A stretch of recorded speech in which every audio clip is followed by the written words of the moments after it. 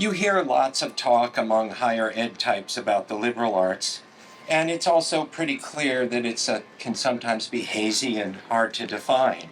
For example, people talk about critical thinking as central to the liberal arts, but that just leaves the question, why is critical thinking valuable? What purposes does critical thinking serve?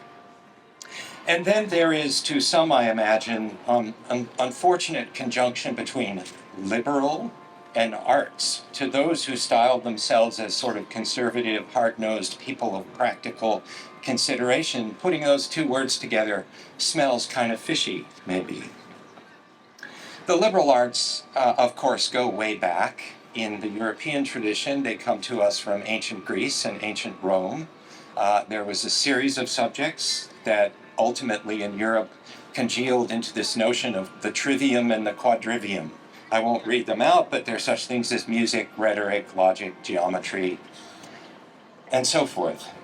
But of course, in the broad sweep of human history coming up to the present day, the liberal arts really derive from cultures all over the world. They are ways of thinking, ways of interacting with each other about the world that are really the human cultural inheritance. I want to come around to talking about the liberal arts in a way that is directly relevant to the hard promise, and I'll do that at the end, and it links to my title.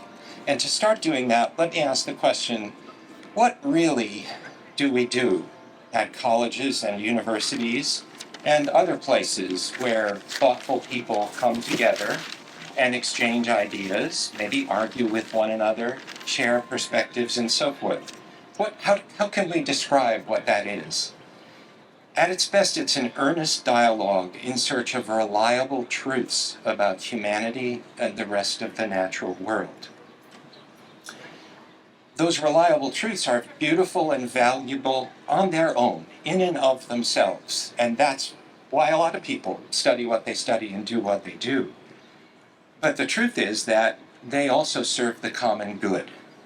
By coming to those reliable truths about the world, we do things like design mRNA vaccines. We do things like further cultural understanding among people, and so forth. And so that's the product of this dialogue that we have in the liberal arts at places like Penn and other universities and colleges. Now, for this to work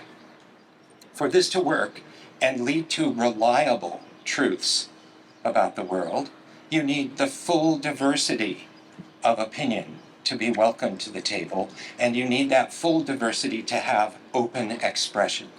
Otherwise, what you come up with is unreliable. You have cut out some part of the essential challenge and dialogue if you cut down on the open expression.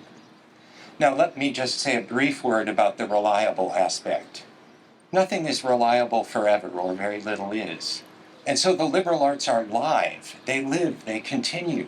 We are always re-examining what we think is reliable about the world and about each other. That's the tradition we're engaged in here.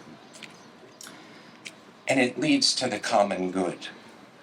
Now, this is the heart of liberal arts. It has been the heart of liberal arts historically for thousands of years.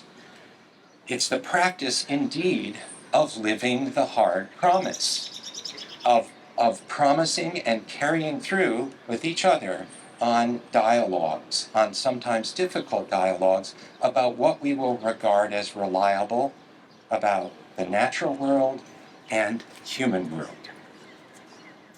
If we live it, it frees us. It frees us from the distortions of mere opinion. It frees us from ignorance. It frees us from bigotry. And it frees us from the undue influence of those who would like to maintain their own political wealth or power in our world. It frees us from that influence. The old term for the liberal arts, the old Latin term, is ars liberalis, the arts of a free person.